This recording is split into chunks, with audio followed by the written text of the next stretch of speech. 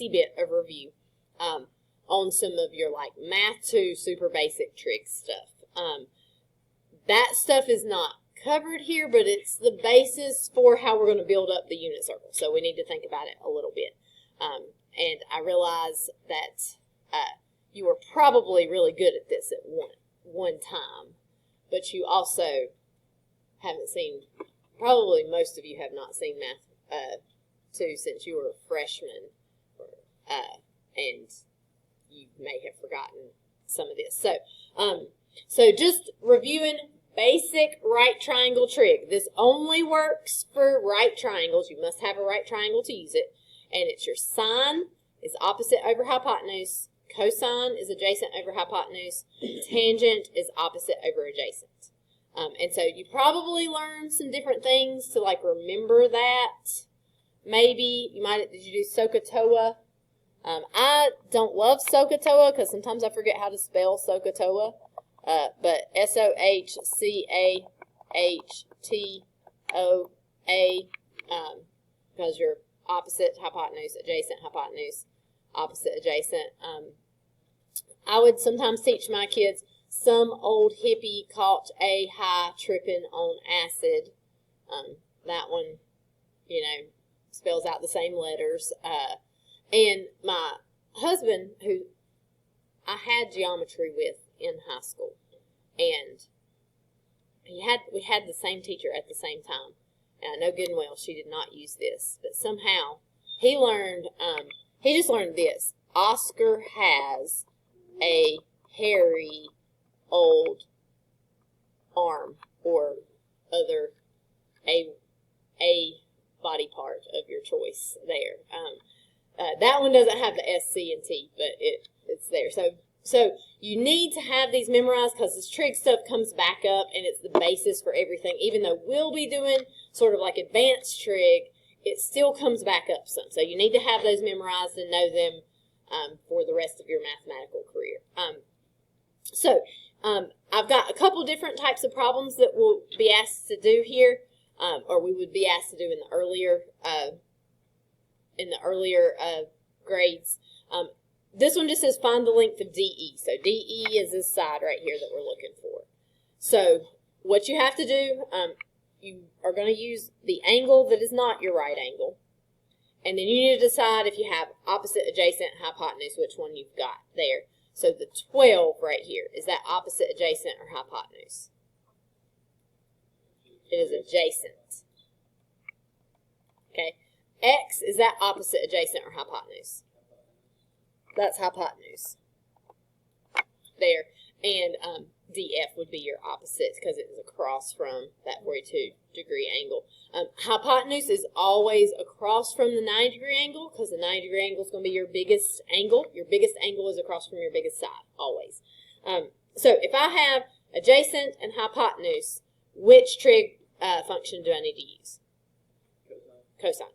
So I will say cosine of 42 equals adjacent, which is 12, over hypotenuse, which is x. And I need to solve for that x, but can you solve for an x while it's in the bottom of a fraction? You cannot. So let's multiply both sides by x. So that moves it over here. I've got x cosine of 42 equals 12. And then an important thing to remember for this, let me pull up my calculator here, is cosine of 42 is a number. In fact, oh, we don't need that. In fact, Miss Jane Hendrick, that subs sometimes, she was telling me that when she was taking trig in high school, they did not have calculators that would do trig. I may have told you guys that the other day. So, like, she had a table. And if she needed to know cosine of 42, she had to go to the table and find cosine 42, and there'd be like a 3 or 4 digit decimal right there that she would have to use and then calculate using that. So the calculator just has these values stored in the calculator for us. This is just a number, like if I type it in, cosine, oh gosh, to do this, I'm going to have to do something I just told you not to do. What have I got to do? If I type in 42 right now, it's probably not going to give me, it gives me a negative, which is not right, I don't think. What have I got to change it to? I will do this for you. You got to change it to degrees. Maybe don't even do it in your calculator because I just told you we want to be in radian all the time. I need to be in degree though because this problem is in degrees. So if I type in cosine of 42, I will get 0.7431. And so the calculator has that stored. So we just divide by cosine of 42 here, which is that decimal. And x is going to equal, we'll do 12 divided by cosine of 42, which is going to give us 16.148 if we round to 3 places. There. Always think about whether or not it's reasonable for your answer. This side is 12, so ED needs to be shorter and longer than 12, but you don't want it to be unreasonably longer. Like you don't want it to be 38, because that would not make sense on that, or definitely not like 222 or something. All right, you guys remember doing that a while back? All right, so another type of thing you might use trig for is you might use trig to find an angle. Okay, so still a right triangle here. This time we have all of the sides. You could just be given 2 of the sides. You don't necessarily have to be given the third, because if you have 2 sides of a right triangle, you should always be able to find the third, right? Because it's Pythagorean theorem for that. So this one's asking us to find angle T right here. Doesn't matter which one I use, sine, cosine, or tangent for this one. I have all 3 sides, so it does not matter whether I use sine, cosine, or tangent. Lucas, which one do you want to use, sine, cosine, or tangent? All right, so we use cosine. We would be doing cosine of t equals, and now we need to do adjacent over hypotenuse. Lucas, which side is our adjacent side here? 24. And what's our hypotenuse? 25. All right, now, how do I solve that? How do I find the t? I've got to get rid of cosine. What do I do to get rid of cosine? Can't. So if I try it over here, 24 divided by 25 divided by cosine, it's going to say error syntax, because notice whenever you type in cosine, it does like that. Parentheses, it's going to be cosine of something. And it's not going to do us any good to do cosine of t, because that's just a variable, right? So you cannot divide by cosine because it's like an operation. Cosine is like multiplying or doing an exponent or a square root or something. So it's an operation, it's not a value. So we can't. Now over here it was a value because it was cosine of 42. But right here we just want to get rid of cosine.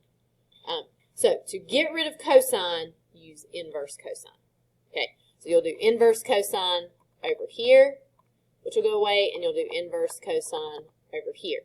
So t is going to equal inverse cosine of 24 over 25.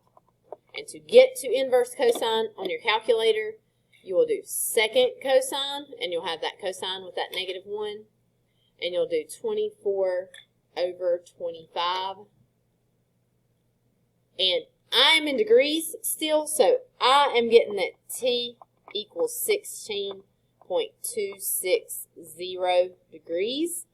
But you would do that. You guys could also be in radians, just depending on what it asks for. So if I go back to mode, change it back to radian, but I'd rather be in radians anyway. And I type it in again. Wait. If you ever want to type this exact same thing over again, if you do second enter, it'll type the same thing you just typed in over. It just is a shortcut. So it also could be 284 radians. And if we're thinking about radians, think about what we were doing yesterday, right? That radian, whenever we did 1 radian, it was it was close to 60 degrees, a little less than 60 degrees, right? So this angle does look like it's less than 60, so that can kind of help you picture whether or not that's right, because we don't have much reference for radians just yet, because we haven't used them a lot yet.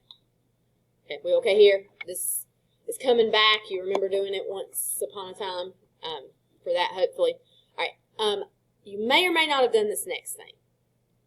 I think Miss Martin did it. I have no frame of reference for whether or not Coach Wood did it, because it would depend on whether Coach Wood showed up that morning and felt like doing it.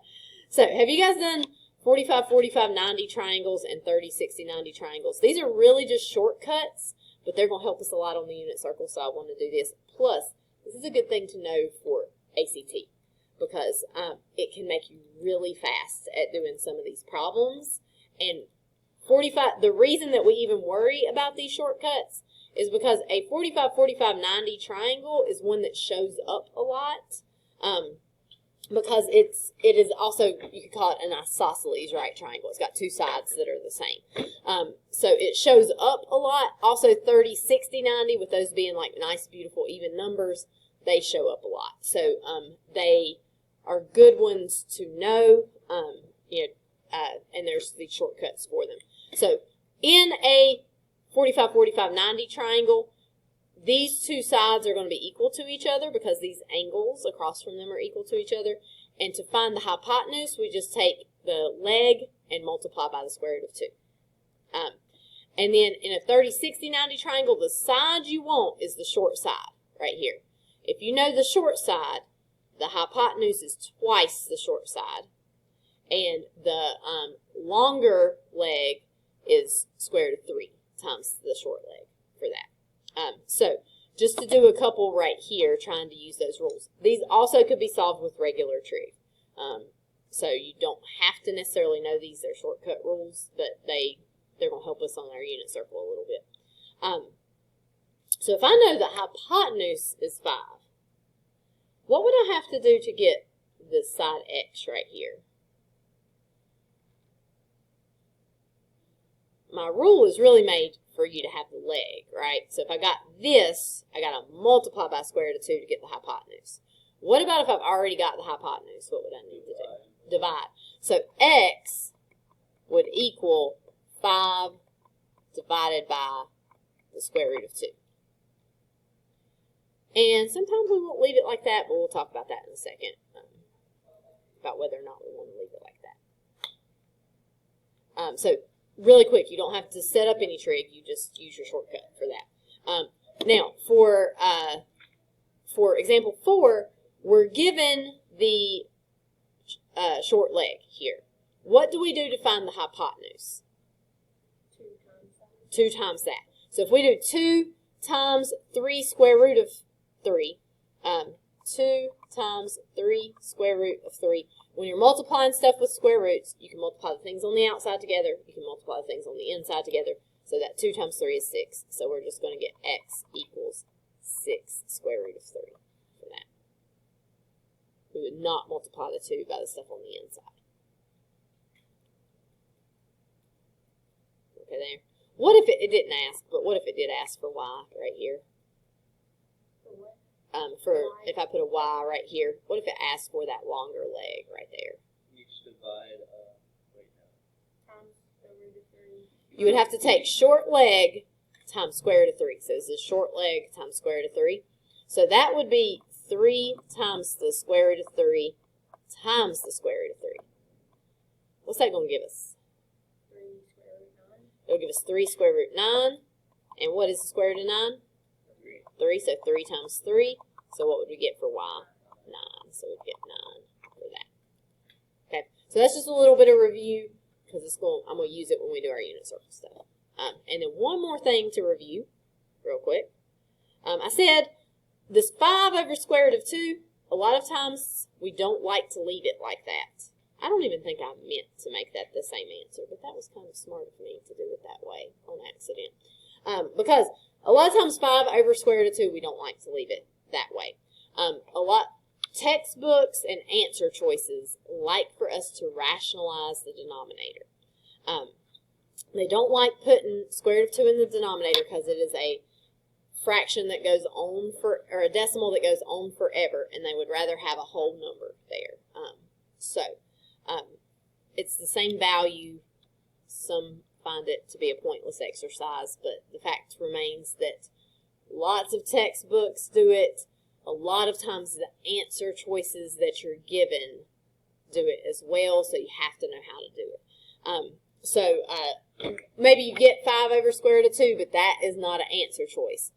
If I want to rationalize the denominator, I need the bottom not to be a square root anymore. The way that we do that, there's a couple of ways that we could try. We could square the top and bottom, but let's say I have 1/2, and I square the top and square the bottom. What do I have now? 1/4. Does that equal 1/2? It does not equal 1/2. So you can't square the top and square the bottom of a fraction because it's not going to equal the same amount. What you have to do instead is you're going to multiply the bottom by the square root of 2. And you're going to if you do that, you have to multiply the top by square root of 2 as well. Have you guys seen this before? Okay. And that is okay, because what is square root of 2 divided by square root of 2? It cancels to be 1, right? So really what we're doing is we're just multiplying by 1, which doesn't change the value, right? So we just multiply the top. We can't put those together. We got 5 square root of 2. What is square root of 2 times square root of 2? Square root of 4. What is square root of 4? 2. So we got 5 square root of 2 over 2. Now again, a lot of kids don't like this. 5 square root of 2 over 2 looks more complicated than just 5 over square root of 2, right? And I somewhat agree, but I'm telling you that that's probably the answer choice that they're putting on the answer choices there. So we have to know how to do this. Over here, this one's a little bit harder for a couple reasons. First of all, square root of 12. Could you simplify the square root of 12? We go way back to some simplifying roots. What does the square root of 12 break down into? It'll be 2 root 3 because it's square root of 4 times the square root of 3, right? And square root of 4 is 2, but the 3 would have to stay underneath the square root. So let's do that part first. We got 3 over 4 times square root of 12 is 2 square root of 3. So now that gives us 3 over 8 square root of 3. But we still have a square root in the bottom. It didn't go away, right? So we've got to rationalize that denominator. You only have to multiply by the square root part. You can multiply by the 8, but it's just going to make your fraction bigger where you got to reduce it at the end. So you only have to multiply by that square root part. We're going to multiply by square root of 3 on bottom. If we multiply by square root of 3 on bottom, we got to multiply by square root of 3 on top. And so that would be 3 square root of 3 over, what is square root of 3 times square root of 3? Square root of 9, which is 3. So we're going to get, actually, right here, if I write it like that, will anything cancel? The 3's can cancel. Which ones? The ones on the outside. Not this one on the inside, right? We can only cancel things on the outside with things on the outside and things on the inside with things on the inside. So we would get square root of 3 over 8. Now, I would say square root of 3 over 8 looks better than 3 over 4 square root of 12. It is a little more simplified there. But I get the argument that 5 looks worse than it did to begin with. So those are all just little pieces that we needed to review before we get to unit circle. So now let's talk about angles on the unit circle. Okay, an angle. We're going to talk about angles in standard position, what we call standard position. So an angle is in standard position when its vertex is at the origin. So let's label that over here. This right here is the vertex of the angle. And one of its rays lies on the positive x-axis. What is a ray? Geometry has been destroyed by Math 1, 2, and 3, by the way. If you had had me for geometry back when I taught geometry, you would know. But what is a ray? A ray is like half of a line. It has an endpoint and one direction. So you got an endpoint and an arrow on the other line. So it's like a piece of the angle. An angle is going to be two rays that have the same vertex there. So when we say that ray, we're talking about like one line of the angle there. So if I highlight this here, that one of its rays is on the positive x-axis. That's this one right here, and I probably should have put this on here. That ray right there, the one that's on the positive x-axis, that is a lot of times called the initial ray of the angle.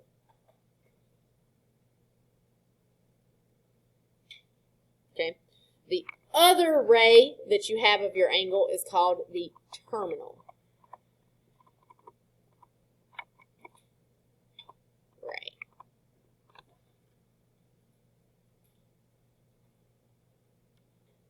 And when we have an angle in standard position, positive angles are in the counterclockwise direction. Negative angles are in the clockwise direction. So you might need to look at the clock to remember positive angles, they're going this direction. Negative angles would be going this direction.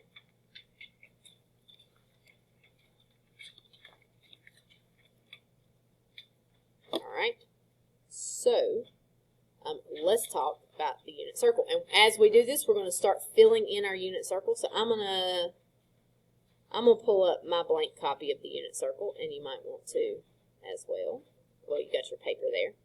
And we're not doing it this week, but next week, it won't be Wednesday, probably Thursday or Friday. We will have a unit circle quiz, and it will be that blank sheet that I've just given you, but it, and it'll be filled in exactly like we're going to. So, and we might do it even more than once because it is something that you need to be able to fill in. I'm not going to use the word memorize because I'm not even saying that I have the whole entire thing memorized where you can just like ask me one and I can tell it to you off the top of my head. But at this point, I can usually picture it in my head and tell it to you. But definitely, if you give me the paper, I can figure it out, right? And that's what I need. You need first quadrant really well, and then everything else you need to be able to figure out. So it's not just blind memorization, but you need to be able to know the unit circle pretty well and be able to figure it out. So let me pull up my unit circle here so we'll be ready for that. Okay. All right. So this the unit circle is a circle that has a radius of 1 that has its center at the origin.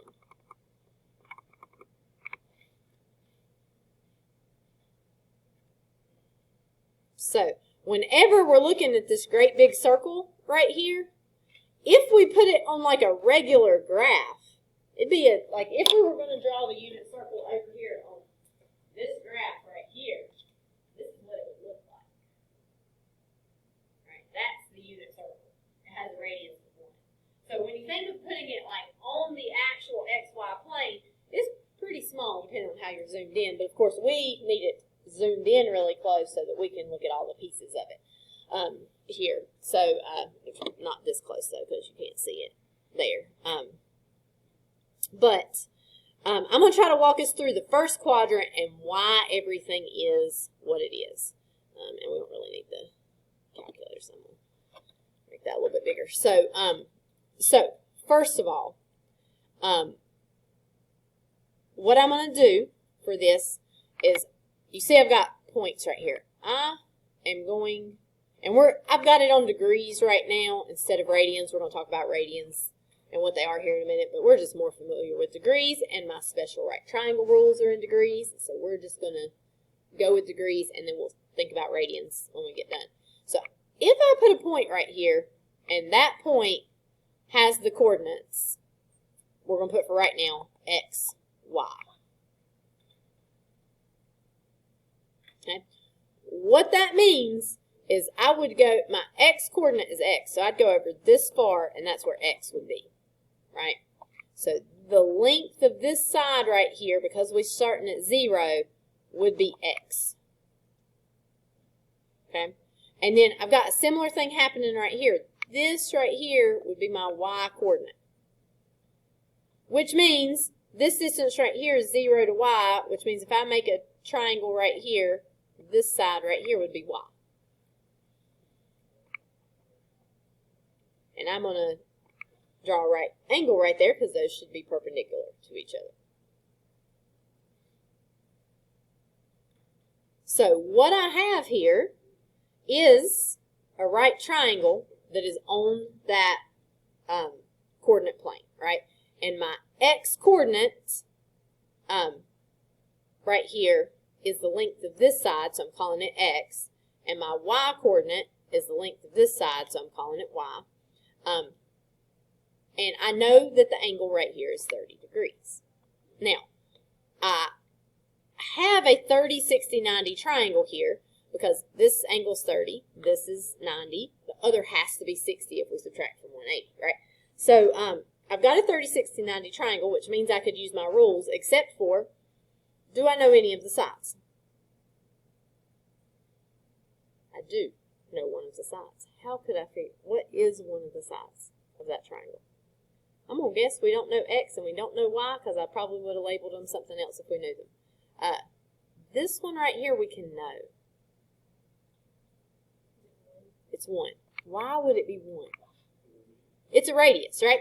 Any radius is 1. So like you can see really easily, this is going to be 1, right? Or this is 1 if we go all the way to the edge of the circle. But it's even if it's slanted, it's 1. Anytime you go from the center to the edge of the circle, it's 1 because this is the unit circle. So if we know this is 1, that's our hypotenuse. We want to get back to the short leg because right, if we're thinking 30, 60, 90, right here's 30.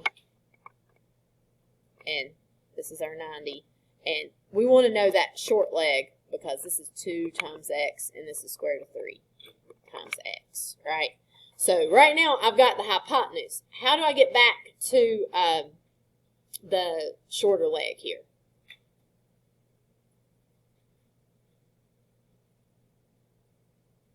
If I knew the short leg, I would multiply it by 2. But I don't know it. I know the hypotenuse. I got to go back here. Divide by 2. So y is going to equal 1/2. So that y coordinate right there is 1/2. Okay, now that I know that side, this side right here is 1/2. What do I do to find the x coordinate? Now I know the short leg. The short leg is this side. What do I have to do to find that longer leg?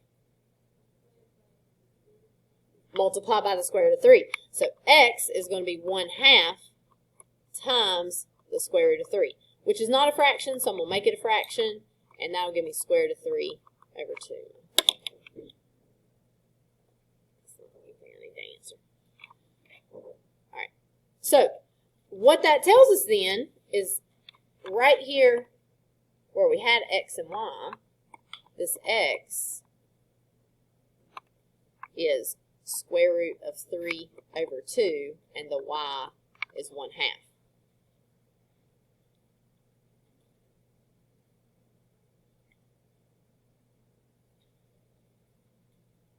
So that's where that triangle gives us those points, right? We can find that mathematically. So let's go over to our unit circle. Let's add this in.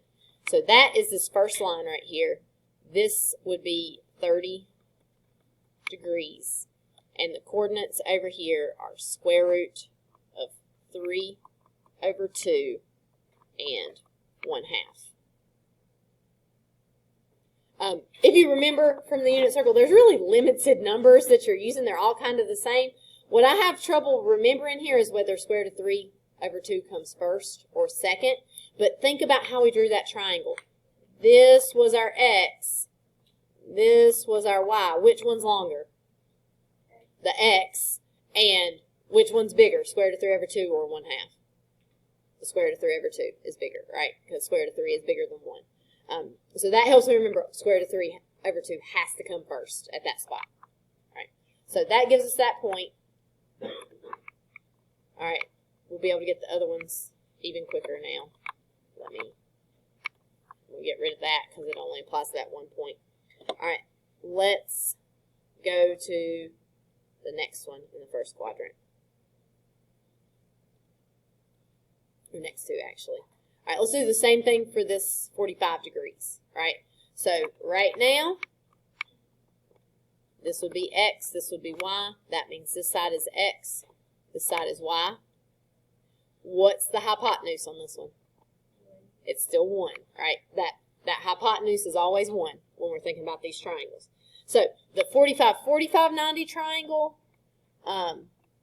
tells me that this side and this side have to be the same, and then I would have square root of 2 times x for this.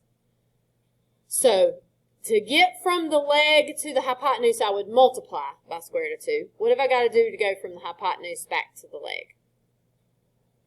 Divide by square root of 2. So y or x, really either one, they're the same here. It's going to be 1 over square root of 2. But that was not on the unit circle if you're like thinking back to math 3. What would we do instead?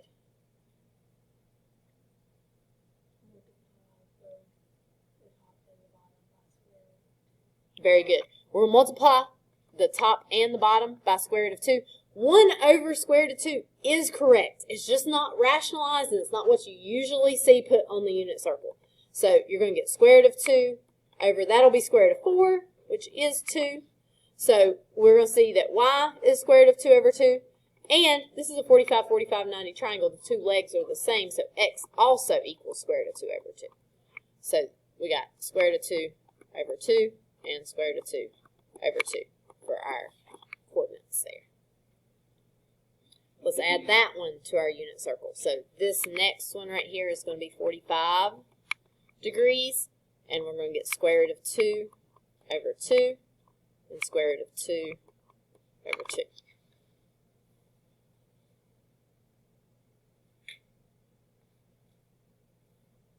Everybody good there? Okay. We got one more to do. Oh, shoot. I hit the wrong thing.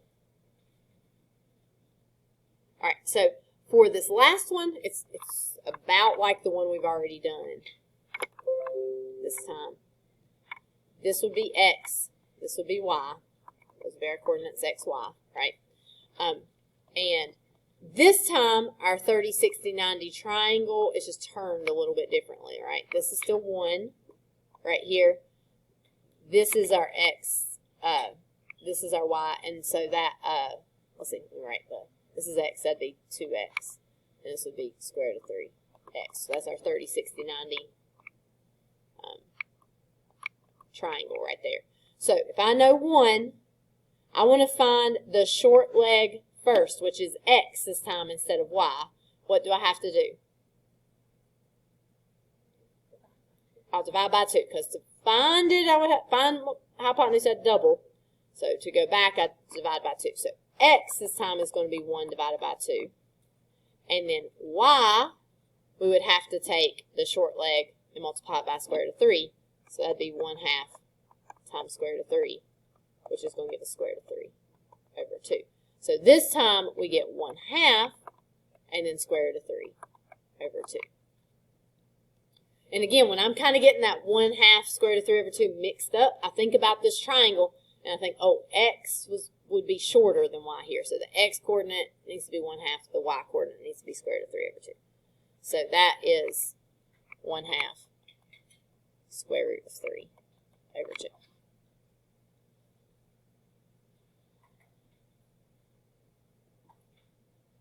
Okay, does that kind of make sense where those numbers come from? There. Now, the good news is we could keep doing this all the way around. But the good news is really you just can use some logic to fill in the rest of this. I should put 60 degrees right here. We can use some logic to fill in the rest of it. And let me make sure I didn't have anything else before we. Whenever we memorized it, Mm-hmm. yeah, he did not explain how we got each number, I don't think. We just memorized it. Uh-huh. And, like, I remember the hardest part was trying to figure out if the 1 or 3, like you said. Yeah. I just thought of it differently because in my head, it was just 1, 2, 3 on the outside, 3, 2, 1, and you rotate it. Yeah. Flip them, 1, 2, 3 on the inside, 3, 2, 1 on the outside. Yeah. And there are all kinds of tricks to. Getting it started was the hardest Yeah. part. There are all kinds of tricks, but if you think, like, what I'm trying to do is, like, explain it sort of mathematically. Like, this is mathematically why it works. And hopefully that'll help you guys see a little bit more. But feel free to use whatever other trick you might need if you know some of those to help you with that, because there's lots of tricks out there to help you remember those. So let me flip over here and make sure the next thing we're going to fill in the whole unit circle now. So I'm going to show you what I usually do to fill in the unit circle. Let's start with the values on the outside. Okay. First of all, we got to keep in mind that that circle that you see right there is this little bitty circle right here, right? So this point, this point, this point, and this point should be easy to find because they're just points on the graph, right? So this point right here, if we're thinking about making this just like the coordinate plane, this right here is 1, and this right here is -1. On the y-axis, this is +1. This right here is -1. So whenever we do this, the coordinates of this point right here, the x-coordinate is 1, the y-coordinate is 0. Just like graphing a regular point, right? And then this point, x-coordinate is 0, y-coordinate is 1, right? And that'd be 90 degrees. We'll go ahead and fill that in, right? This would be 180 degrees. And right here, at that point, your x-coordinate is -1, your y-coordinate is 0. And then for this, it'd be 90 more degrees, which is 270 degrees. And that has an x-coordinate of 0, y-coordinate of -1. So think about graphing those just like you would graph them on a regular graph, right? And those are just our coordinates that we have there. So if you just think about the quadrants, this is your first quadrant, this is your second quadrant.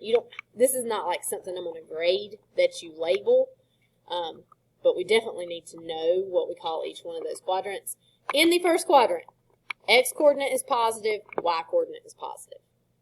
In the second quadrant, what have we got? X-coordinate is negative, y-coordinate is positive. What about for the third quadrant? Negative, negative. And for the fourth quadrant, positive, negative. Okay? So essentially, what we are doing here is we're just using like reflections here. Because this point right here, think about the actual point, like if you're actually graphing it. And this point right here, which one of their coordinates is going to be the same?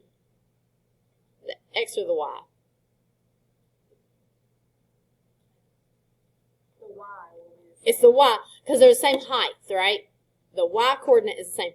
The x over here is negative, is square root of 3 over 2, but over here it's going to be negative square root of 3 over 2. But the y coordinate stays the same. So we got 1/2 right here. We got negative square root of 3 over 2. Same thing's happening right here. This point and this point have the same y coordinate. Square root of 2 over 2. And then the x coordinate has the same magnitude, but it's negative. And then the last one, you got negative 1/2 square root of 3 over 2. So you don't really have to know them separately. You just have to know how they flip over to that side. It's got a common sense to the graph. Yeah. I don't remember him, so other people might, that were in there, He never told us that that's like what it looked like on the graph. That it was actually a point. Like, Yeah, he may not. We saw it on this, but I've never seen it actually at the Yeah. Yeah, to me that helps a lot to see it on the graph, especially those 4 points. Like I just right there. memorized some of it, and those I just knew that was 1, 0, but then I'll go 1, 2, 3, and then 3 Yeah. I don't know how to explain. Yeah. I remember I had it a very Yeah. I think understanding it mathematically not only helps you memorize it better, it helps you like understand why we're doing, where it comes from, why we're doing anything. And if you go ask any of my Math 3 kids from last semester about the unit circle, I would not expect great results out of them either. But hopefully we're building on what you knew from last year, and it's making more sense there. All right, so let's think about third quadrant. If I look at this point and this point, which coordinate is the same for those 2 points? The x is the same. So this is negative square root of 3 over 2, and then I'll have negative 1/2. Both things are negative. And so this one's negative square root of 2 over 2, and negative square root of 2 over 2. And this one is negative 1/2, negative square root of 3 over 2. We're almost there.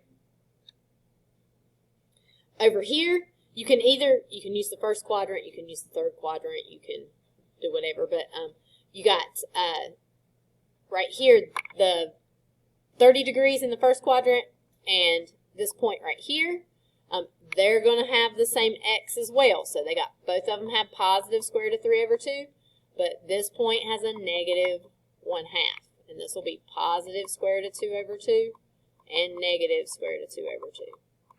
And then we've got positive 1/2, negative square root of 3 over 2.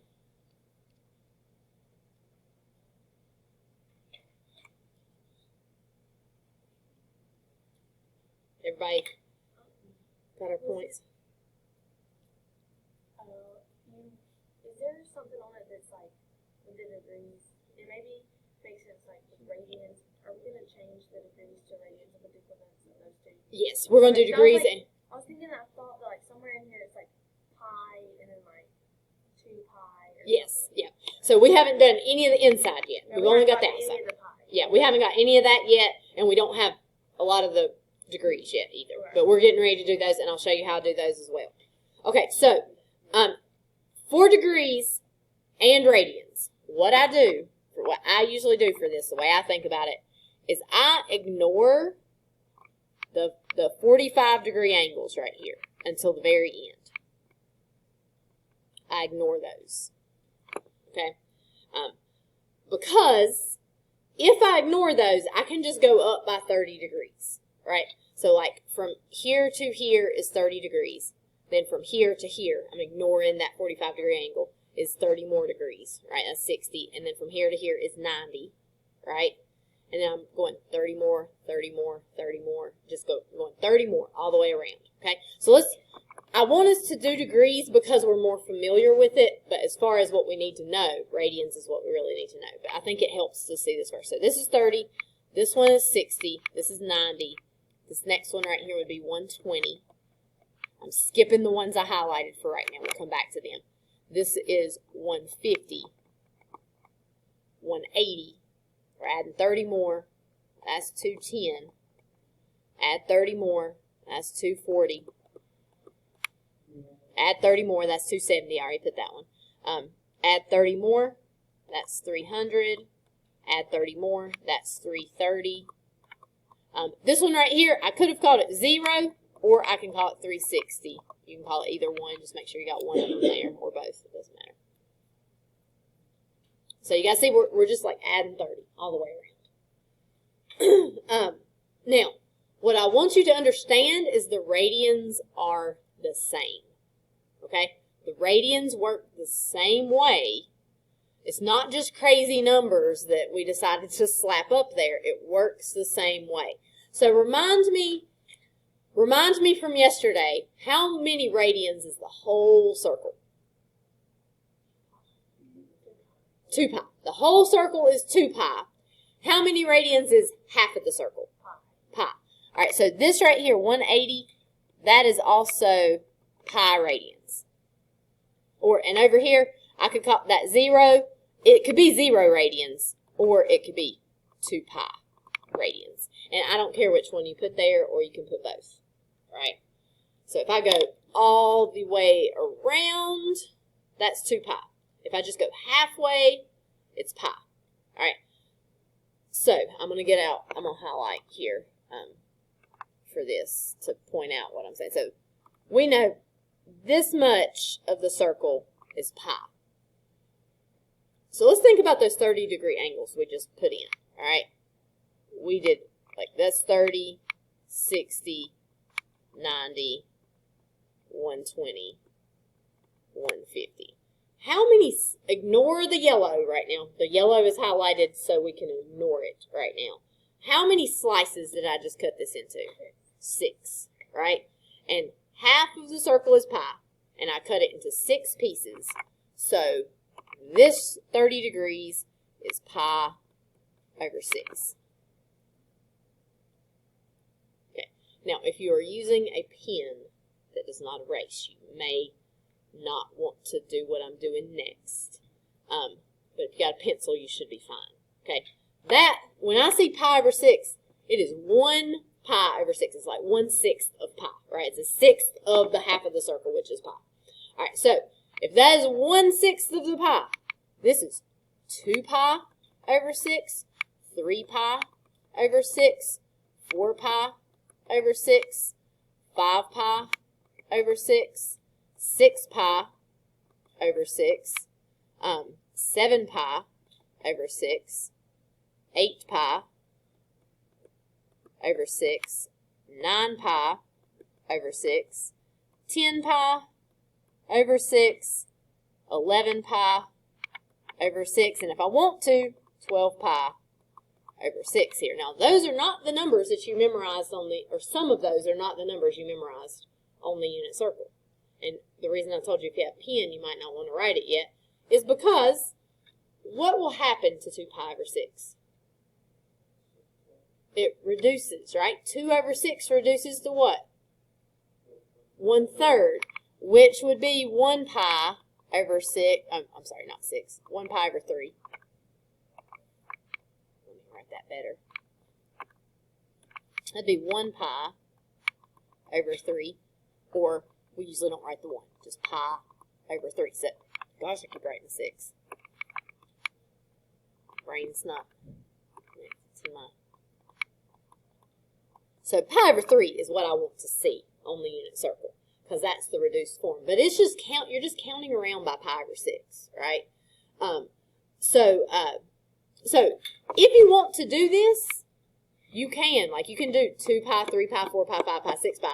But I do need them reduced. So next to it, you either need to erase them and put the reduced version, or next to it write that it equals pi over 3.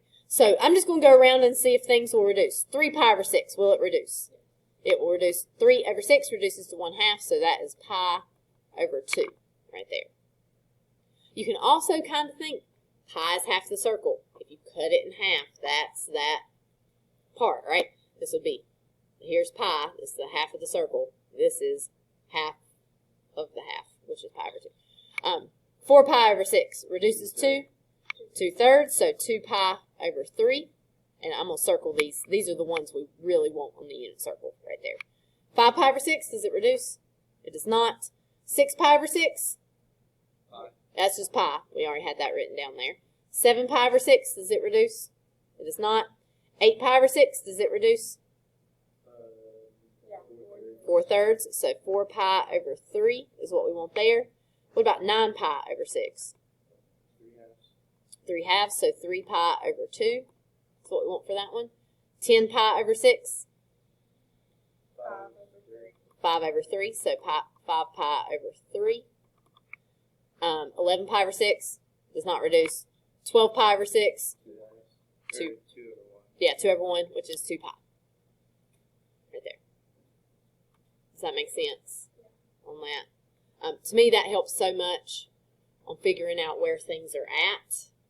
Otherwise, it almost feels random. Like you got and there's tricks to this as well. Like gosh, some of my kids have some saying about 7-Eleven.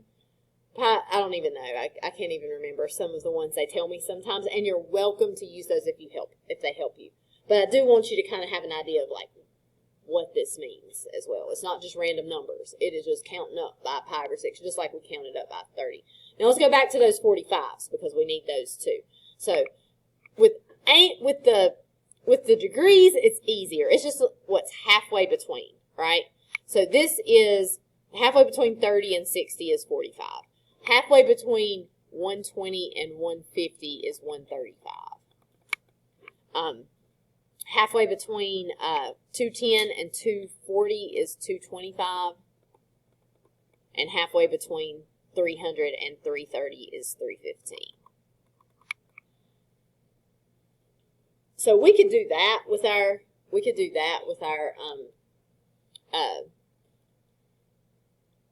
radians as well if we wanted.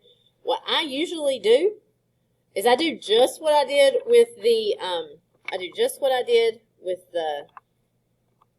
30 degrees, except for now I'm going to do it with 45 degrees, which does include the axes, right?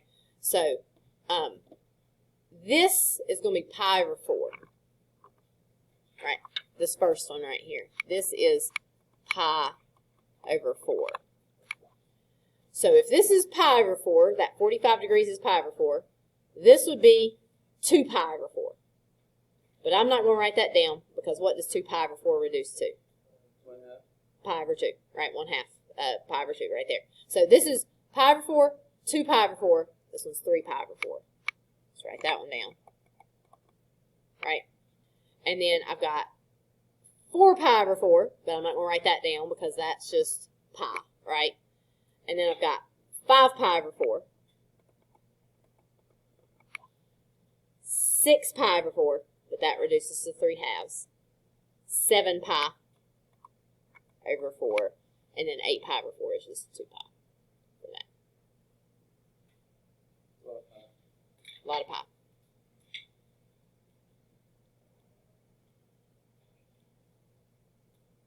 I had a really weird counting method for that.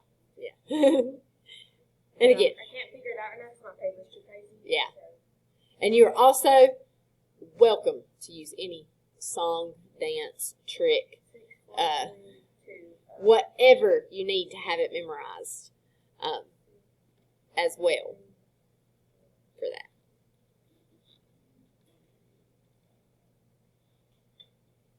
Okay, questions? I have, I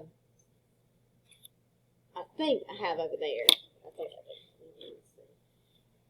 Yes, I have some. I can make more if I need to. I have some, the cutest tiny little baby unit circles.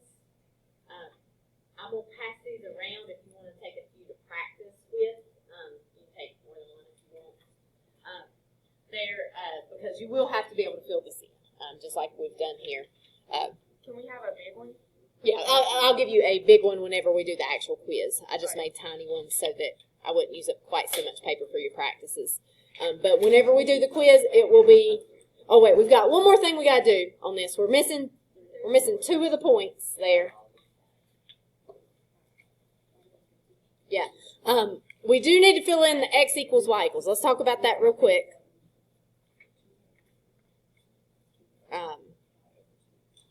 Okay.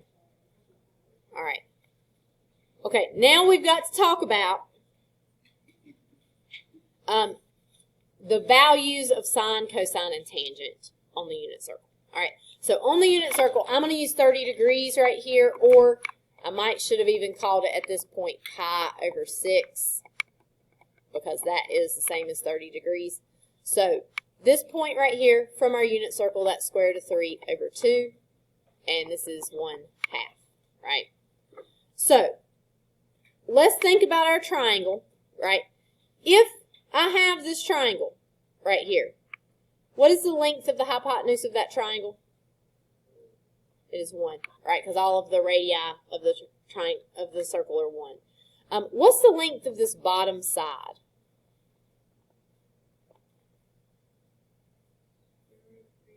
Square root of 3 over 2, because it's the same as your x coordinate, right? And then, what is your length of that vertical side? It is 1/2. It's the same as your y coordinate, right? So, if I'm looking for sine of 30 degrees, that is opposite over hypotenuse. And I'm just writing that for my own reference right there, okay? So if I'm looking at 30 degrees, which is this angle right here, that is opposite over hypotenuse, okay? The opposite side is 1/2, and the hypotenuse is 1. What is 1/2 divided by 1? 1/2, okay? If I'm looking for cosine of 30 degrees, then that is adjacent over hypotenuse. And the adjacent side, what would it be? Square root of 3 over 2. What's the hypotenuse? 1. And so that's just square root of 3 over 2.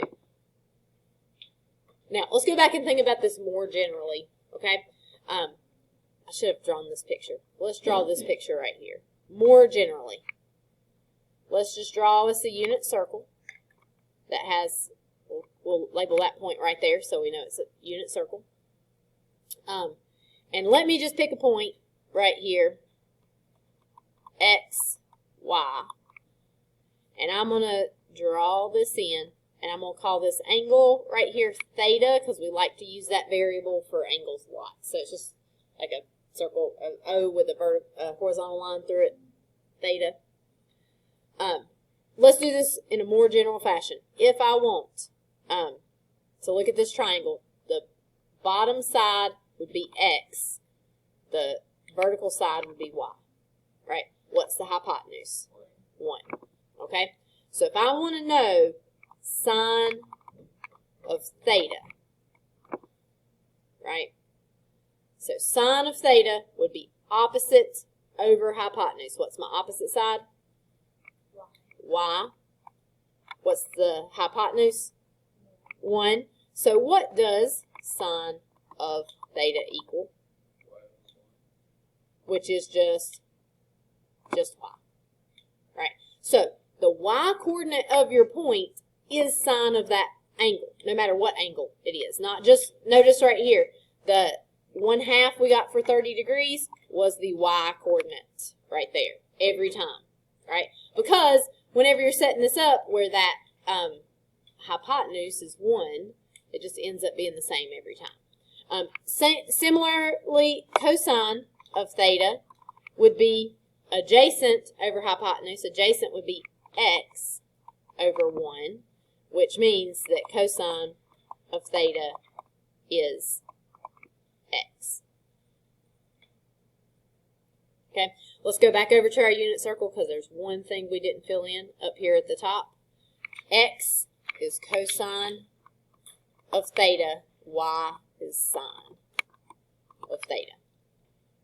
So if I want to know sine of 30 degrees, I would just look at 30 degrees and it would be my y coordinate. I'd get 1/2 for that. Okay, let's talk about tangent real quick. Tangent of theta would be opposite over adjacent, right? Opposite would be y, adjacent would be x. So another way we can think about that as well, tangent of theta would equal y, what was it, sine or cosine? It was sine. So tangent is sine of theta over cosine of theta. So tangent values are not on our unit circle, but we can find them because it's just sine divided by cosine. It's the y coordinate divided by the x coordinate. So while you might not have them memorized, you can figure them out pretty quickly. All right. So, I know we're always short on time, but and we're not going to do all these notes because as I was doing these notes, I realized I wanted to do some of the stuff I'd already put on there tomorrow instead. So I, on purpose, am not going to do the last few, but we do need to do this next one right here. This is where we're stopping today. So we should have time to do most of these. I am going to split screen this with my unit circle that I've got here. And for right now, you don't have to have the unit circle totally memorized where, you know, as you're doing your homework, you can look at your unit circle while you're doing this. Eventually, we need to be able to fill in a blank unit circle to do any of this. But right now, we can look. So if I want to know sine of 3 pi over 2, on my unit circle, I'm going to find 3 pi over 2. It is right here on my graphs. It's the same as 270 degrees. Is sine my x or my y coordinate? Y coordinate. The y coordinate is -1, so this equals -1 for that.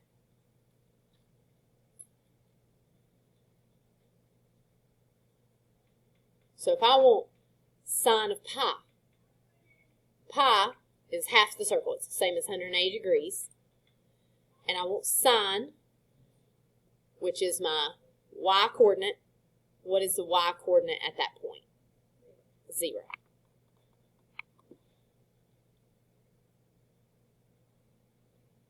Okay. This next one asks us about tangent. Tangent's not on your unit circle. This also gives us a negative angle. Which direction do I need to go if I have a negative angle? Clockwise, right? Normally we're going counterclockwise. We're going this way on the unit circle. So if I see a negative angle, I need to go negative that distance in that clockwise direction. So pi over 6 is the same as 30 degrees. So instead of going up here to pi over 6, I'm going to go backwards that same distance, which is going to give me, it's the same as 11 pi over 6. Another thing you can do is you can like add 2 pi to it because 2 pi is a full rotation. So it'll get you back to where you started. So I'm looking here, this is going to be the same as tangent of 11 pi over 6, which I need to do sine divided by cosine for that. So sine is -1/2, and cosine is square root of 3 over 2. And dividing fractions is easy as pie. Got -1/2 times 2 over square root of 3. Flip that second and multiply. The 2's will cancel. Sorry, I'm really running out of room here. -1 over square root of 3. They probably are not going to leave it like that. What have you got to do with a denominator? Multiply by square root of 3 on top and bottom, and you will get negative square root of 3 over 3 for that.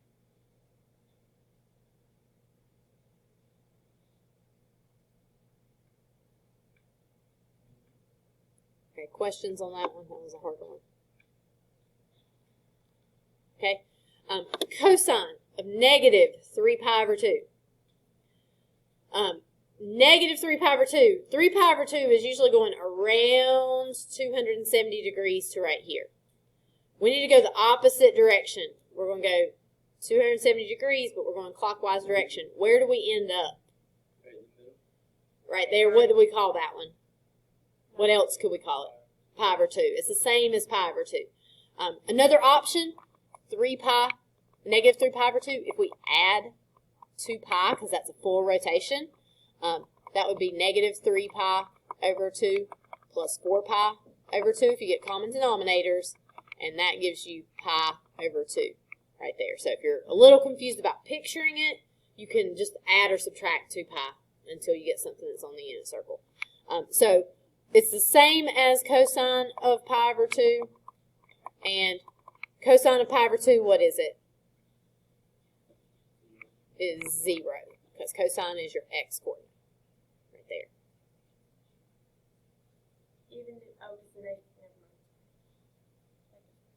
Yeah.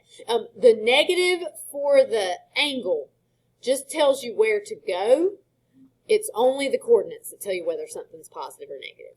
So like the fact that that's a negative angle, you can still get a positive answer for that. It doesn't affect it, other than it tells you where to go. All right, tangent 5 pi over 4. 5 pi over 4 is on the unit circle. It's right here in the third quadrant. But we've got tangent, which is not given on the unit circle, but we can find it, right? So we got sine over cosine. This one you might can do in your head. What are you going to get? We got to do sine over cosine. What's sine?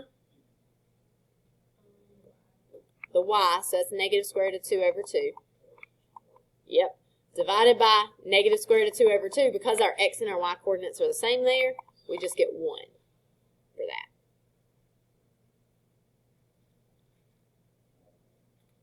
But if you were to like flip it and multiply it, yeah, it'll eventually cancel and give you 1 that way as well.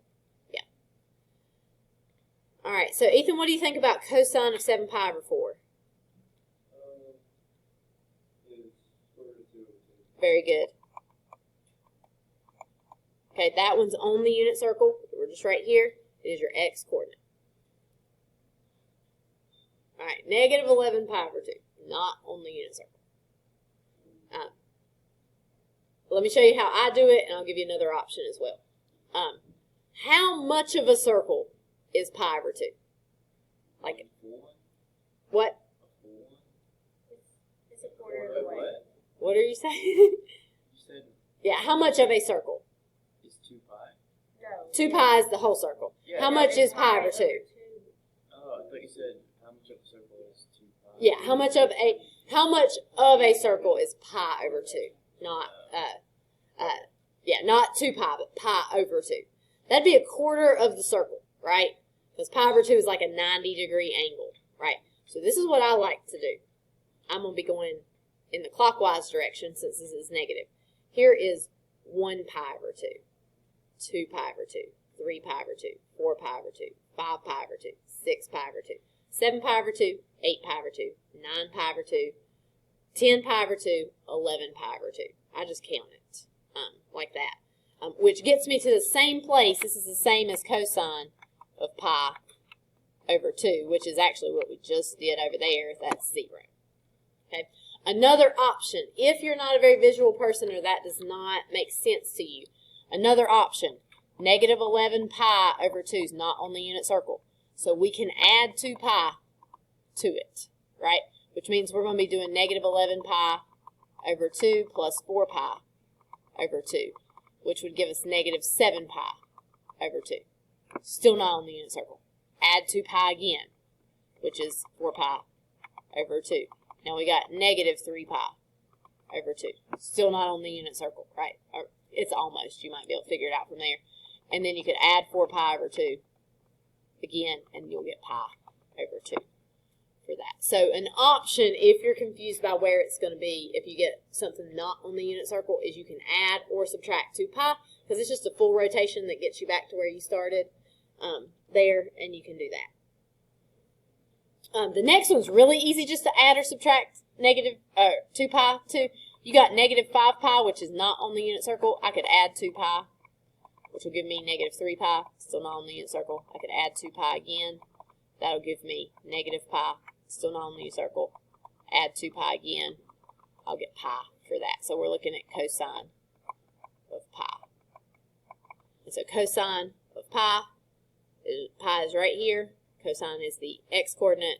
That'll give me negative 1.